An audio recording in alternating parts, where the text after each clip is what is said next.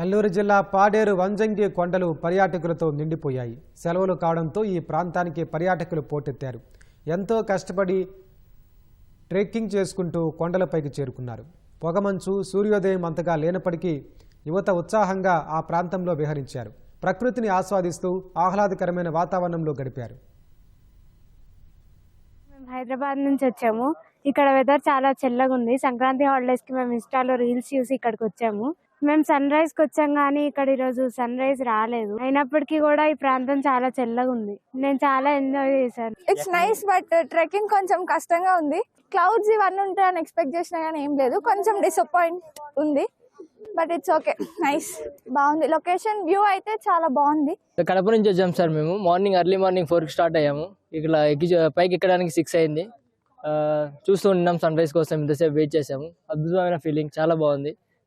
చాలా డేస్ నుంచి వెయిట్ చేసి ఫ్రెండ్స్ అందరం మేమంతా కలిసి వచ్చాము ఇక్కడికి. చాలా బాగుంది.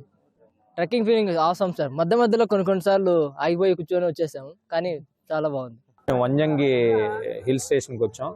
చాలా ఆహ్లాదకరంగా ఉంది. అందరూ చెప్తుంటే ఏందో అనుకున్నాం, కానీ వస్తే కానీ మనకి ఆ ఎక్స్పీరియన్స్ తెలియట్లేదు. చాలా మార్నింగ్ మేము 4 o'clock బయలుదేరాం. ఇక్కడికి వచ్చేసరికి హిల్ స్టేషన్కి వచ్చేసరికి 6 అయింది. 6 నుంచి అలాగ సన్ రైజ్ కోసం వెయిట్ చేసాం. కొద్దిగా క్లౌడీగా ఉంది, బట్ అయినా సరే చాలా హ్యాపీగా ఉంది. మేము కాకినాడ నుంచి వస్తున్నాం. వంజంగి కొండలు పర్యాటకులతో నిండిపోయింది.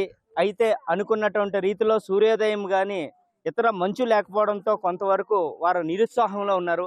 అయినప్పటికీ కూడా ఎంతో కష్టపడి ఆ చీకట్లో ట్రెక్కింగ్ చేసుకుంటూ మధ్య కొండ వరకు వచ్చారు. అయితే వాళ్ళు పైకి వచ్చిన తర్వాత చలిగాలుల మధ్య సేద తీరుతున్నారే తప్ప ఏ అద్భుతమైనటువంటి సూర్యోదయం కానీ పొగమంచు కూడా కానరాలేదు. అయినప్పటికీ కూడా ఈ ప్రాంతం ఇప్పుడు కూడా సిటీలో ఉన్నటువంటి ఇక్కడ ఉన్నటువంటి పర్యాటకులంతా ఒకేసారి వంజంగి ప్రాంతం వచ్చేటప్పటికి ఈ కొండ మధ్యలో సేద తీరుతూ చాలా ఆనందం వ్యక్తం చేస్తున్నారు.